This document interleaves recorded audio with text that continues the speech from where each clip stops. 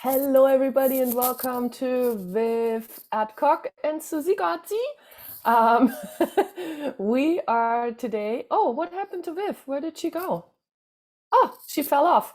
Okay, cool. So today is about whether or not should I adopt a dog, or my goodness, what else is possible? Hang on, here comes Viv again. Hello, Miss Vivi. I told you I was rusty. I pressed leave meeting instead of got it. Oh, alrighty, that's awesome. Well, I was Oh, just saying that hello everyone to Viv Adcock, and then you were gone. I was like, oh, where did you go? hi everybody, I'm back. Forward. Coolio. So, Viv, let's talk about why one should or should not adopt a dog. Well, I don't know any shouldn'ts. I only know shoulds, but I'm a bit biased, so I'm happy to start there. Cool. So, yeah, Susie and I have both had lots of experience with rescue dogs, dealing with animals from shelters or being foster parents or taking on dogs that aren't through the traditional realms of, taking a puppy on from brand new. So, I think through the whole COVID situation, so many people reached out to having an animal in their home that they'd never done before or they haven't considered before. So, adopting a dog, I think the people that look at adopting are a different I like to think they're a different kind of person. They have a sense of something else. They have a sense that something else is available, and it's an unknown, but it's a very different level of unknown because you don't know what the dog's background has been. You may not know what its experiences have been. You don't know, whether it's had some trauma or abuse. If you're going to a pound, then basically what you see is what you get. They might have a bit of history with that dog, but it's kind of like, okay, well, how do we work with this animal? There's so many questions. It's like, do I want to adopt a dog? Do I have the skills to be able to help a dog through any issues it might have? How's the dog going to fit in with the family? Do the kids want a puppy and go through the cute puppy phase? But I don't want to go through the puppy phase because I don't want to be house training or dealing with chewed up furniture, or it's a very different journey with an adoptive dog. And I think Susie and I would love to explore this a lot more, because this isn't a conversation that I'd come across anywhere else. Like there's lots of books and things about how to have a puppy and raise a puppy, but when it comes to an adopted dog, I didn't find anything. It was kind of like I learned through trial and error and through asking questions in support groups, and each dog's a different story. So I think what we would like to do with this is, answer any questions that people have about the difference, or what the journey could entail, what tools we can use to actually facilitate us as the adoptive or foster parents through the process too, because it's quite a journey for us as people too. Like with a puppy, you're both in that kind of learning phase, whereas with an adoptive dog, it's like, yes, you're in a learning phase, but there seems to be extra things to become aware of and maybe navigate around. And I think often that's what puts people off, or they have hesitancy around taking on an adoptive dog, because what am I going to get? What you don't know until you take the dog home and introduce it to the family or to your life. You don't know what you're getting with that. So it's a bit of an unknown. And with tools and with the awareness, the access consciousness and the tools of Talk to the Animals can contribute to your world, it makes that journey much smoother. You're able to reach into the animal's world in a very different way. And you do have the tools to facilitate yourself primarily through it. And therefore the animal is at the benefit of that, and you can reach into their world as well. So that's where I'd like to start, and where we go from here, who knows? Well, one thing I would like to add to that, which is, you just mentioned the very common thing that people basically look at when they're looking at whether they would like to adopt a dog or take a puppy, that the whole puppy thing is basically going through the learning phase together and having a puppy and teach them things and make them sort of mold them into what you would like. But I think a lot of times people forget that those animals can also come with issues. And it's very interesting because I have worked with several instances where actually the dog had been in people's possession since they were 8 weeks old and still had things going on that nobody could really explain. And, and in Access Consciousness, we talk about past lives and we talk about the idea that, no being dies, but the body dies. And so that basically also dogs come back over and over in dog bodies, and that sometimes they can bring baggage from another lifetime. And this particular baggage, you can't get rid of because you got a puppy at 8 weeks old. It's just something that's there. And please, not every dog has baggage. Not every shelter dog has baggage. Can we also acknowledge that? It's not always that you're gonna get a dog with problems. Can we also please acknowledge that there's a lot of wonderful dogs out there that have absolutely no issues? And so, basically looking at that too. And the other part, Viv, that you said was that you always thought that the people that want to adopt have like a different sense of possibility. And to me also, sometimes when people adopt, it's also about being right. Oh, I'm doing the right thing for adopting. I have to do the right thing. I'm not going to go to buy a puppy and spend money on that and go to the breeder and all that. But, I'm doing the right thing. So I just want to say every and all of that all we just brought up while talking, can we now please destroy and create it times a gazillion? Right and wrong, good and bad, pod and pock, all nine, shorts, boys and beyond. Suzy, I'm not sure if there's, I can hear a bit of scratching around, or I don't know if somebody's off mute, or there's a bit of... I don't see anybody off mute, Okay. and it's All weird right. because I heard it too, but my background is very it's quiet because it's so early in the morning, so I don't know where that is coming from. Yeah, all right. Anyway, yeah, and the other thing too about, being an adoptive parent or even a foster parent as well, there can be that tendency to want to save and rescue and do a bit of superiority and smothering, and it might become a primary relationship. It's looking at that.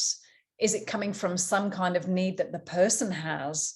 Because if that person has that sense of need, it will create something, or it can create something with the animal too, rather than, what will create the most? When we look at any choice that we're making, what will create the most? Is it taking an adoptive dog on? Is it just going to a rescue facility or the pound and just walking around, getting familiar with the animals and the energies and what you would like to have as your life with an animal, and asking, which of the animals want to come home, and be aware that you might get 10 of them saying, well, I want to come home with you.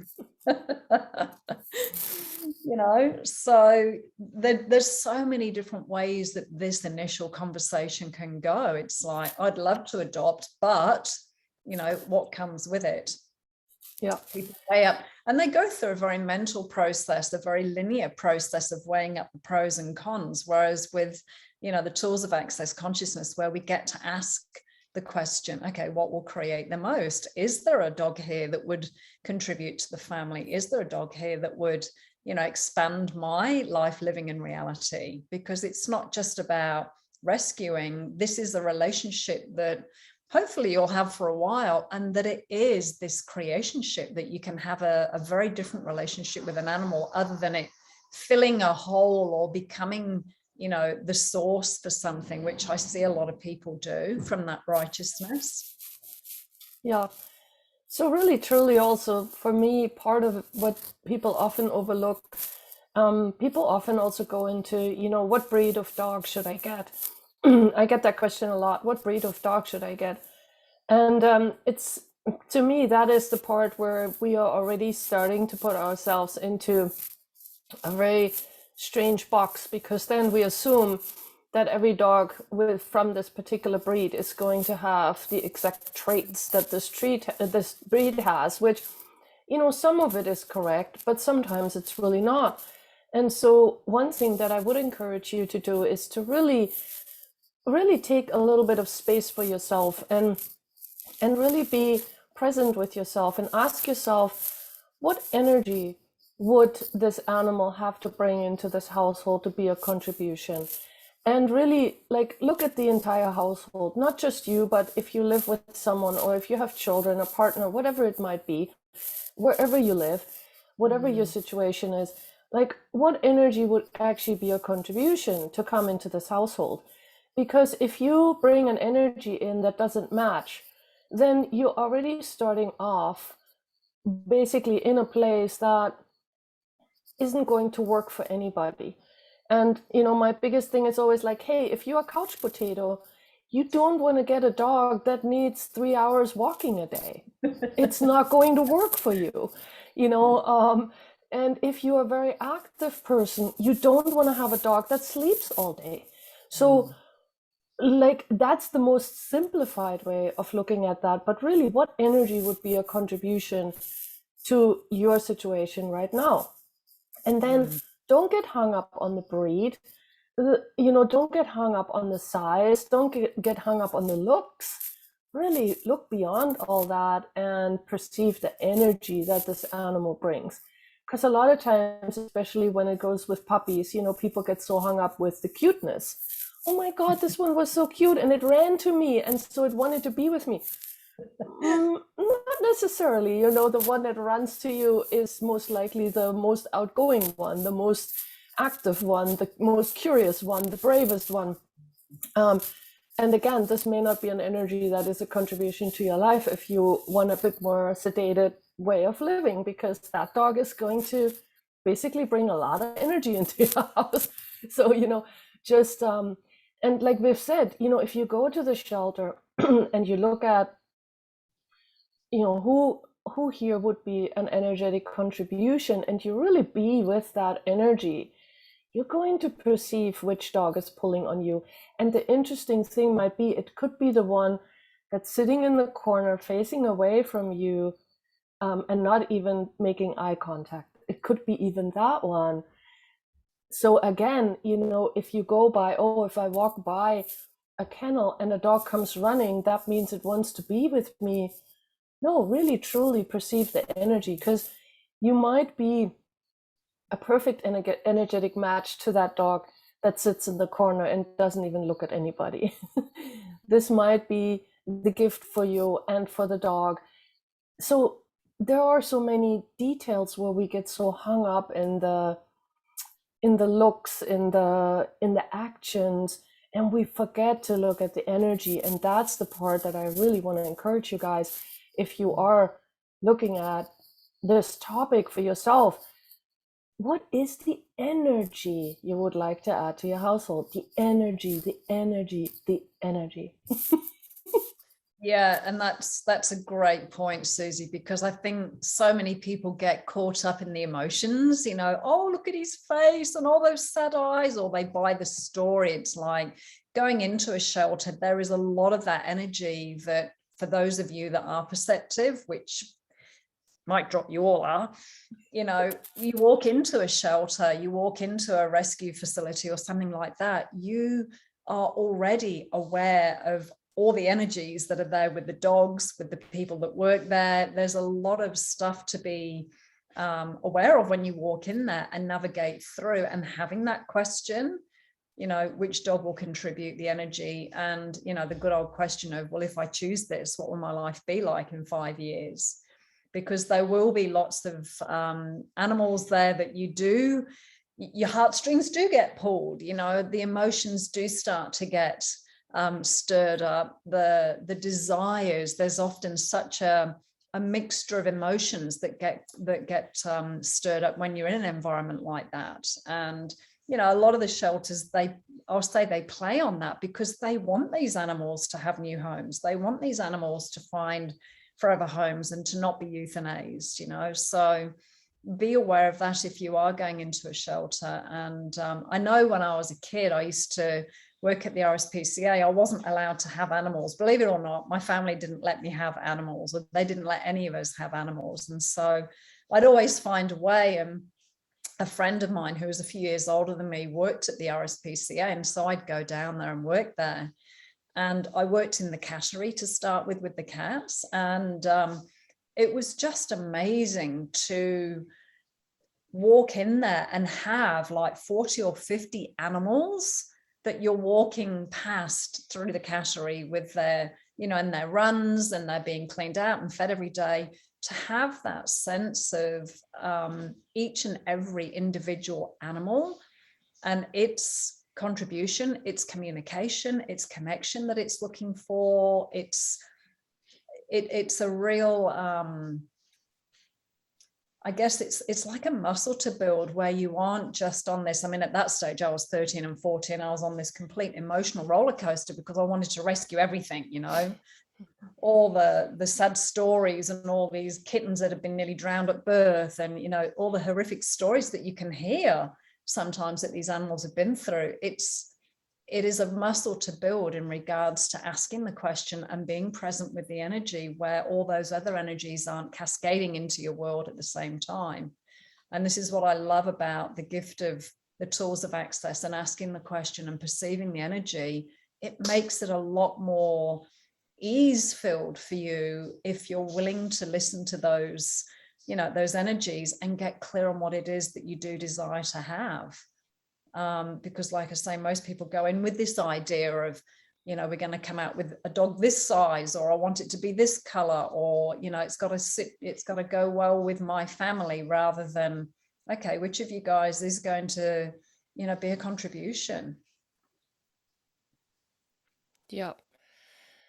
So, do any of you have questions about this whole entire process, and what is it that brought you here? Like, are you looking at getting a dog? And you are looking for something specifically. If you are having issues with your dog currently, this call was actually, we're going to do another one about that, basically. But, this is really more about this whole process of making those choices, and how else can we help you with that? Like, what's up for you with that? Where you're at? Like, are you looking at something like this right now? And how can we be a contribution here? Or what other questions could we ask here to give you some more, or what information would you like to have some more clarity with that? And feel free to come off mute and ask Suzy or I, or there's a little chat box at the bottom. You can just type your question in there as well. So you're welcome, Katrin. Cool. Yeah, go ahead. V, is it V? You just need to come off mute. Here, I'm gonna That's make it it. easy. Yeah. Hi, Suzy. Hi. I'm Via from Indonesia.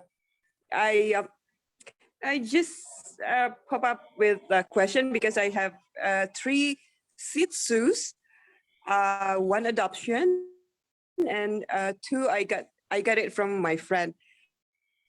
And then the female one is right now, I think it's around 5 years old, human years, but it seems like she's very needy with my attention. I don't know how to calm her. I don't know how to how to talk to her. Can you give me a guidance? What am I supposed to talk with her to calm her down? Because I work in the morning and then I return home at night. Yeah. Yeah, totally. I used to have sometimes to walk the three of them, but now I'm just occupied with the work Yeah. things and stuff. Well, Yeah. one of the things Thank you, is like, Susie. yeah, of course. One of the things when you do get a dog or have dogs, one thing you do have to look at is what are their requirements in terms of their physical body. What is their requirement? And even little dogs do require some form of exercise, some way of moving. And even if they're even the smallest of dogs,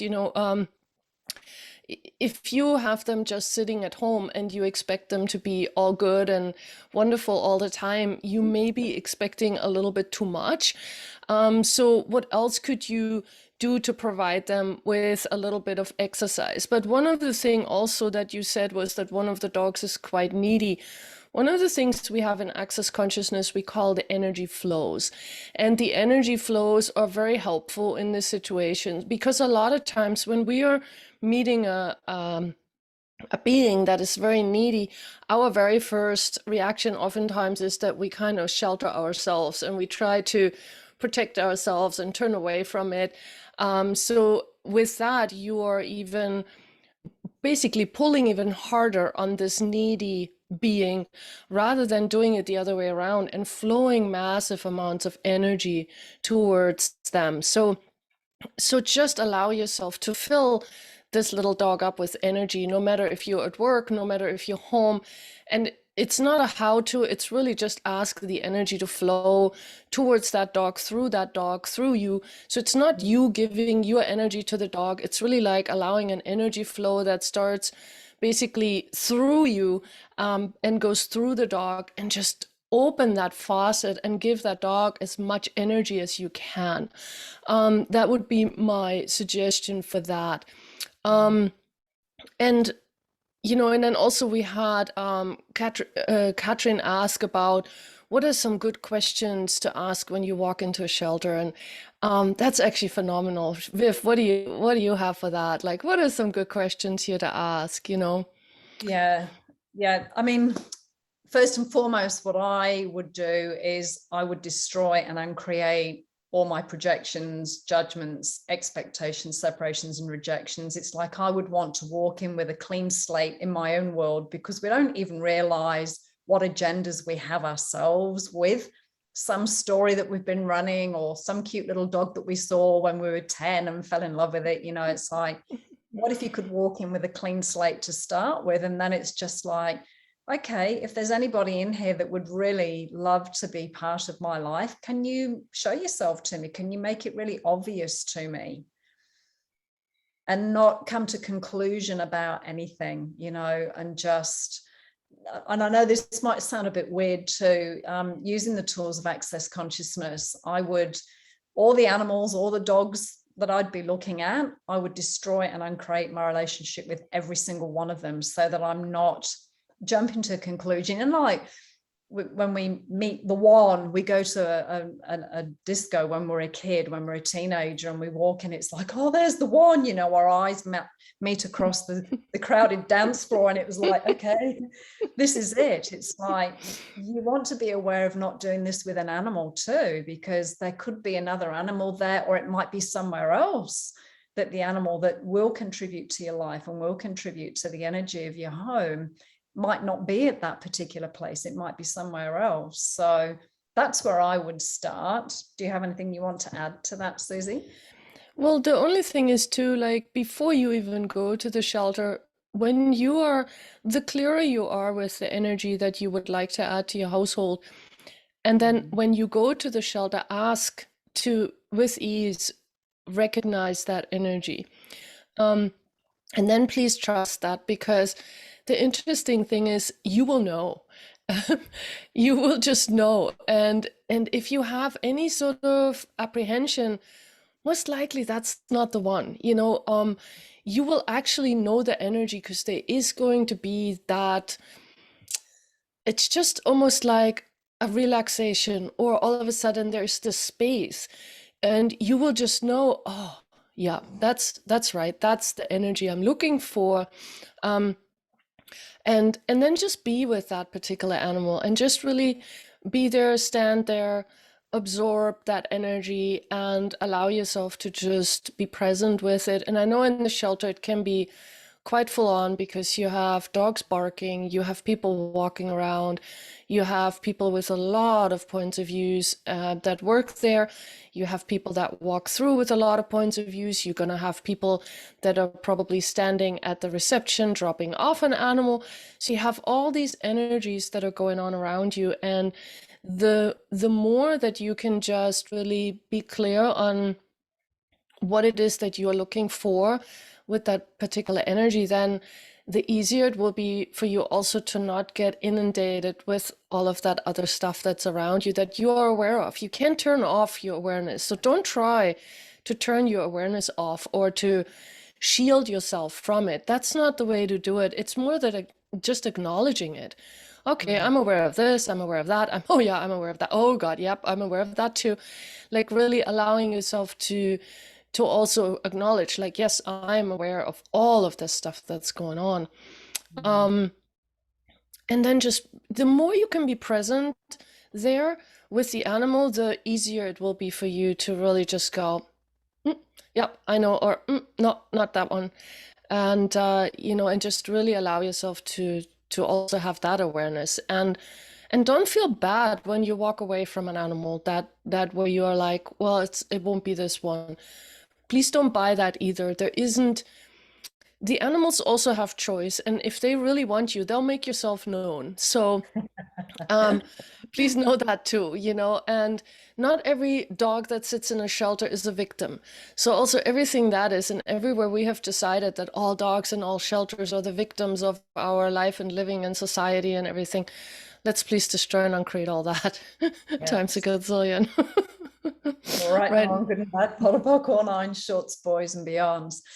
Thank you, Suzy, because you've just helped me acknowledge something. I mean, after fostering 30 odd greyhounds, why Bella? This one dog came in, but you saying that, it's like, for me, anything that comes into my life, there is an element of ease that whether it's a person, a new project, a home, whatever it is, there's a request that I've made for ease in my world. And so if you would like to have an animal that just kind of slips straight into your family, that feels like they've always been there, that there isn't this, oh my God, trauma and drama and upset and intrigue and sleepless nights because it's barking. And it's like, if ease is something that you value, ask for an animal that's going to contribute to that.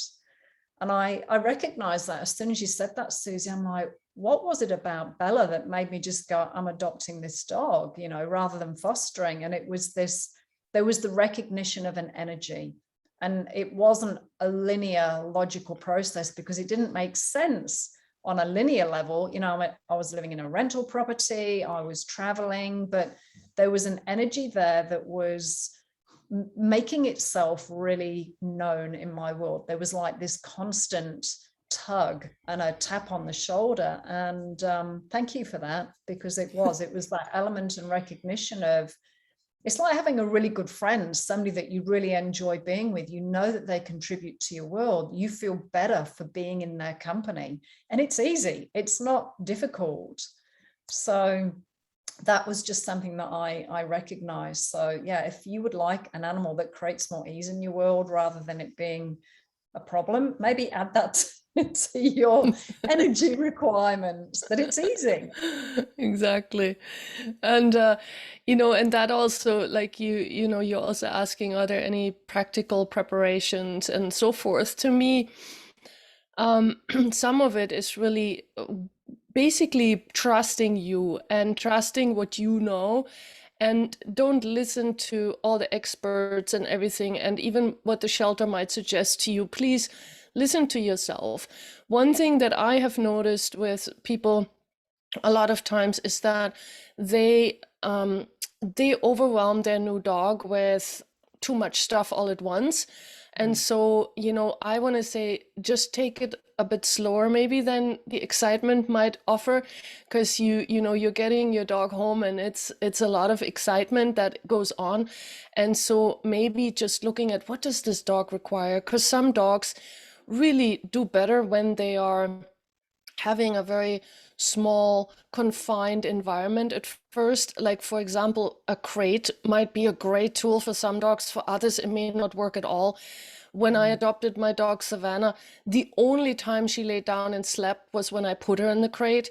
Otherwise, she wouldn't even sit down. She was so full of energy. She would stand all day. She would never sit.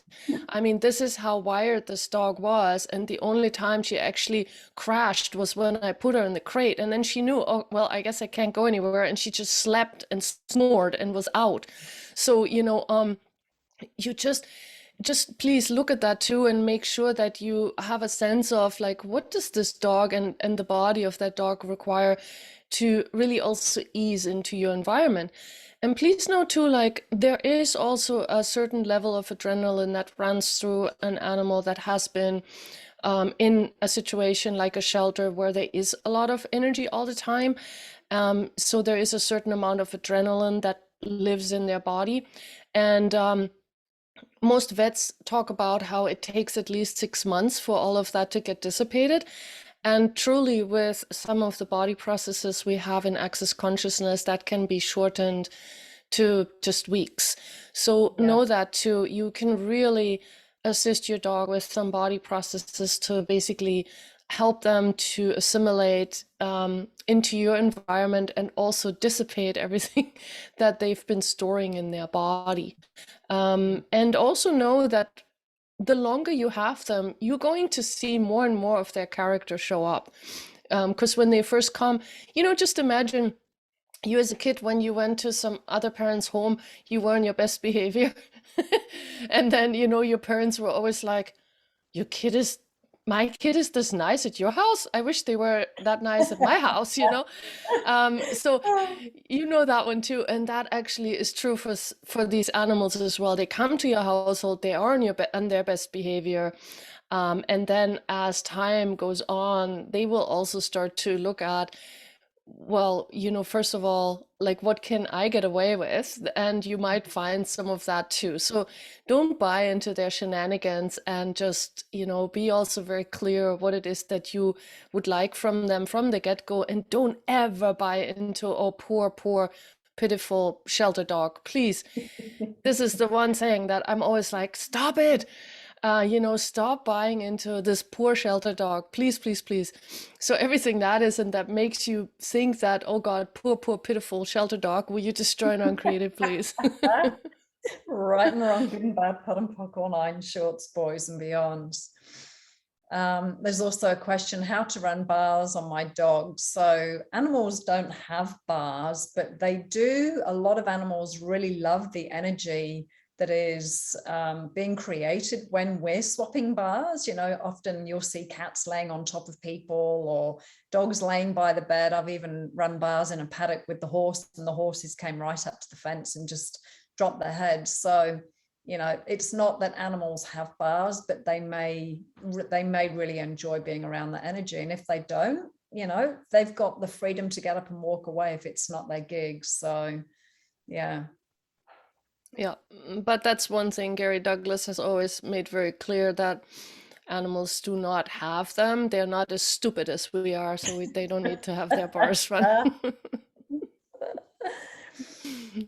And Claire's mentioning her daughter would love to get a dog. And she's asked, how do you really connect with a dog to help them feel safe and secure? That is a massive question. It's a great question to have that awareness, to ask that question. And, you know, if we're willing to be the leader, if we're willing to have that sense of calm assertiveness, you know, that we are aware, we have like, I'll say a superior awareness. And what I mean by that is we don't miss anything.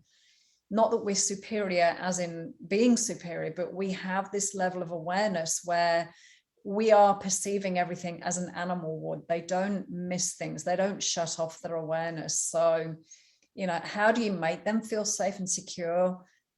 It's really what we're willing to be. It's energies that we're willing to embody. It's having no point of view. It's not making anything relevant or significant, or, you know, making something good or bad or right or wrong. It's that sense of connection that we have with ourselves. And there's a, I guess, a certainty in ourselves. There's a, if you look at a lead mare or you know, the top dog, they don't have insecurities. They don't look around for reassurance. They just know what they're doing and where they're going and what's required. And so when we have that sense in ourselves, like Suzy was saying, when you know what you want, when you're clear on what it is that you would like, you know where you're going. You're not going to get distracted by other energies or, you know, doubts or insecurities. So that's a really big question, Claire. And maybe your daughter would like to come and join us with you for the next Zoom that we're doing, because we'll be able to go into that in more detail. That is a really big question and a great question. Oh, thank you. Yeah, she couldn't join us today, actually. She helps out at a gymnastics class, but she's going to really enjoy watching the recording. And I did ask if there's anything that she'd like me to ask for her. And this will be her first dog and our first dog as a family, actually. So it's, you know, it's quite new and different for us. So this is just really valuable. Thank you. You're welcome. You know, Awesome. I look at the dogs that I've fostered, and without these tools, I truly don't believe those dogs would have, I'll say, decompressed as quickly. When you're able to be that space, they remember, animals function from energy. So if we're really cool in our own world, if we're clear and calm and relaxed but aware, they can relax. They know we've got it. They know they can trust us. They know that we've got their back and that we do have that spherical awareness around us.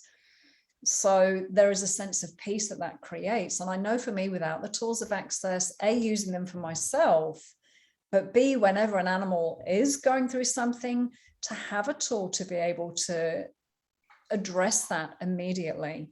It helps create that sense of space for them where they still work it through themselves. But if they've got somebody at their side that is being that space, it facilitates that transition to be a lot more smooth. And I won't say fast, because, you know, the animal kingdom doesn't wear a watch, but it helps them decompress and relax and unwind a lot more easily.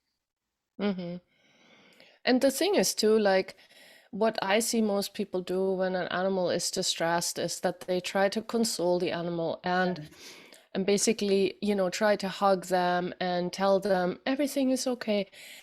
But that is actually the part that never works, just because the animal, in the animal's world, something is not, you know, something, if let's say there is something up, you know, and for them something is up. So by you saying nothing is up, well, that's not their reality at that moment. Something is up for them.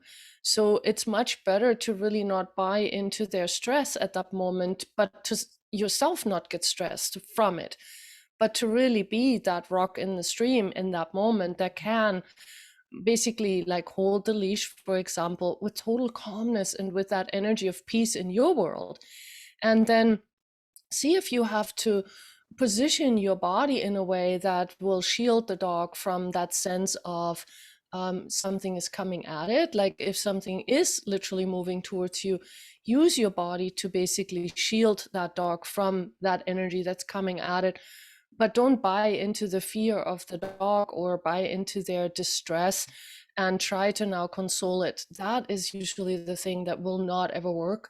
But like Viv said, the more peace and space you can be in situations with a dog that is shy or needs to have security, the easier it is for them to feel secure with you, because then they can count on you.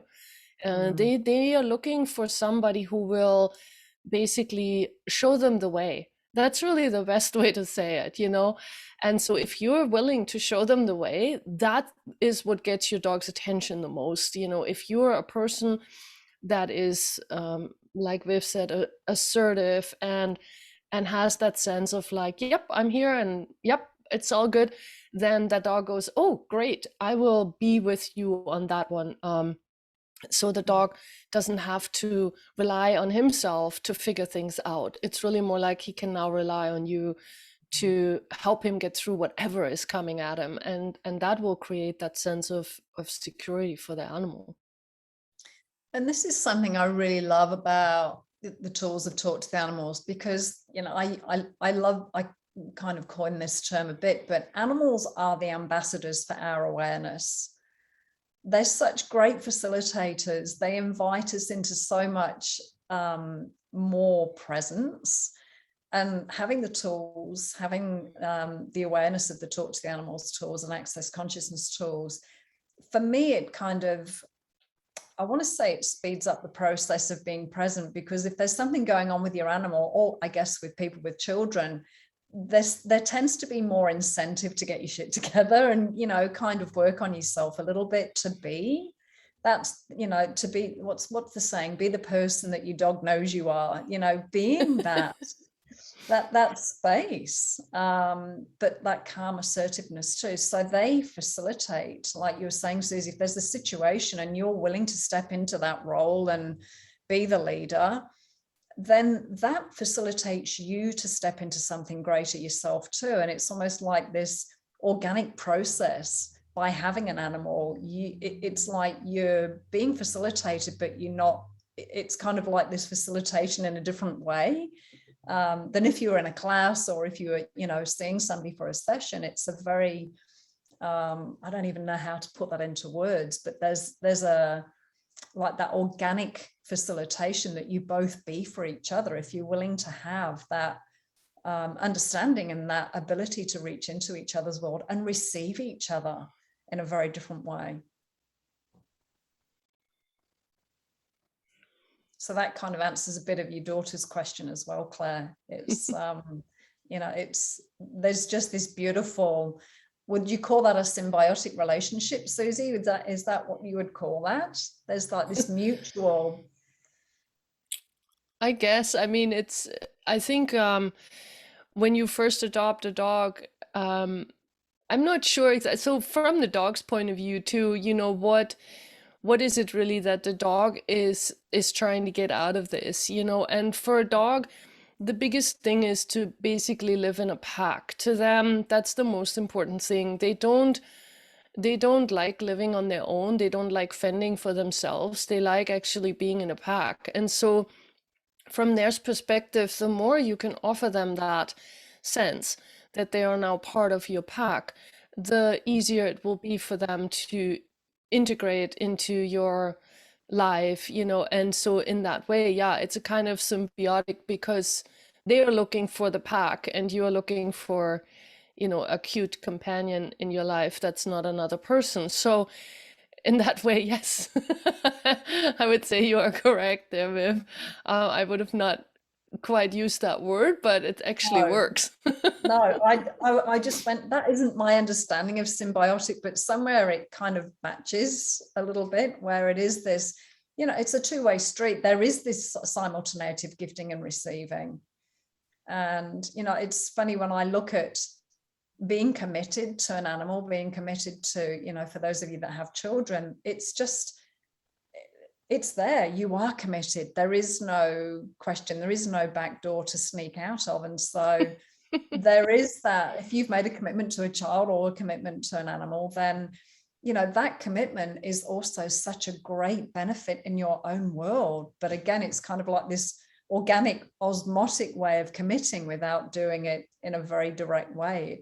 It's I just love, personally, I love the dance that having an animal creates in your world, and the invitation it is every day to be present and ask the question, you know, and just sense. You sense when something's not quite right. And Dr. David has a question. Oh, Hi, sorry. Hi. I want to ask about the dominator problem in animals, because I have two female dogs. The one is adoptions, and the other ones stay with me from the kids. And now the one who stay with me is creating a domination's anger through the food. So I cannot feed them both in the same place. It must be one at once. So one finish and the other one can eat, and the other one cannot see, because if the black one, the inferior one, see the brown one, she will not eat. And when the brown one see the black one, she going to bite them first, dominate the food first, and she will eat all the food, Mhm. both of the plate. Right. Yeah, that's a really good question. It is a little bit more into our next topic actually, where we're going to talk a little bit more about the things that you might encounter when you do adopt. So this call here was really more about a little bit more about getting into this idea of do I adopt or not? And I don't want to let you hang here either. So you know, to me, a lot of times when dogs are having a pack mentality that basically goes on underneath you in a way, then what energy can you be to actually direct this show?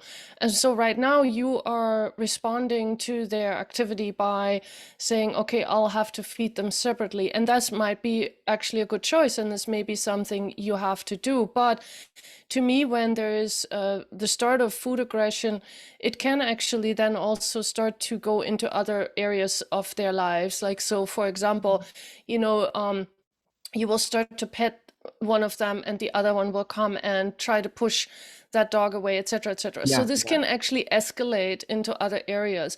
So to it's a me, jealousy. no, dogs don't have that. Like, dogs don't function from jealousy, they don't function from anger either. It is really more like they make choices. You know, a dog can also make a choice. And so now it's up to you to really look at, okay, so can I change this? And what energy do I have to be to change it? So if you were really the director of the show and the leader of the pack, not by being forceful, not by being mean, not by being anything but just being totally 100% present. And if you need to smack your dog once, that's fine too, but it's not about that. It's more about being that energy of, okay, do you allow this in your house? Does this work for you? And if that's a no, then find whatever energy you need to be to stop this from escalating and really actually get it to a place where you can, in the end, feed them again, but you have rules about it.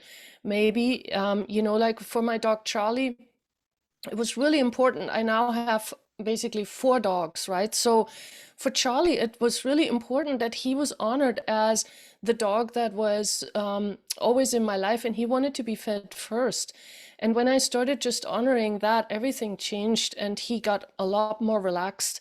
So it could just be simple things like Ah, that, where you do honor the dog that is, you know, basically has been there longer, or has the sense of like, hey, I am higher in the yeah, ranks, yeah, so yeah. honor that. Yes, the But at the oldest. same Yeah, yeah, time, don't allow these behaviors to escalate, because it still is your household.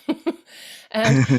you know, and you live there too, and you have to be comfortable also with all of this, you know. And if the dog is taking over right now, that can become very uncomfortable fast. Okay, that's good, because I choose the opposite ways. I feed the inferior one and she becomes more angry. Yeah, Okay, yeah. okay. Thank you, thank you, thank you. Yeah, you're welcome. And there's a lot more to that, you know, and like I said, Viv and I are going to do a little bit of a series here. And some of them will not be free, some you're gonna have to pay for. We're just also playing a little bit with this to see how much interest is there in this particular topic. And if there is a lot of interest in general about how to deal with this whole shelter, you know, adopting a dog, having dogs with issues, etc., etc. We are actually looking at creating like a little program where you can join, and we give you monthly tools and tricks and tips and Zooms and like all kinds of stuff. So we're just looking at like, are you guys interested? How many of you are interested, and you know, what is it that we would like to actually put together here? So so thank you for coming on today, because you definitely have also been very helpful to us in terms of just seeing what, you know, what's required here, what are your concerns, what's going on, and so this has been great. Thank you. Yeah, and definitely what's up, you know, what's up in your world, because Suzy and we've got years and years of experience, but when we're able to talk to people, that's where we get the ideas, and that's where we get, you know, if we were to create this program, it's for you guys, it's for what you require in your home, in your life, to make this more ease and more fun for you and your animals. So yeah, it's very much looking at where we can contribute with what we have to make this journey a whole lot more fun and pleasurable, and where you've got happy, relaxed animals that do have that incredible bond with you that you enjoy. I mean, the amount of people I see that have, you know, they're walking their dog at night, or they have to lock it in a cage for, there's a guy down the road that has his dog on the chain 24/7. This dog never comes off its chain, you know, and they just don't interact with it. And you know, interesting point of view, but a lot of people, when they have issues with their dogs, it creates this full stop in the relationship. It creates this dead end where they don't know how to work through that, or they've made the point of view, well, this is it, I've just got to put up with this. It's like, no, anything's possible if you've got the information, or if you know who to talk to, or just the willingness to ask a question. As you know, as a lot of you know, that's what opens the door to greater awareness. And what a journey, what a great journey to go on. And especially because animals don't talk per se, you know, they do, but and learning to understand that communication that they're giving us too is just one of the greatest gifts that I see in these classes that Suzy and I do, that when people suddenly get the conversation and they receive the very clear communication and the ease that creates for both parties, and the enjoyment level goes up to a whole other notch. So, you know, I'm like, why wouldn't you want to know about this stuff?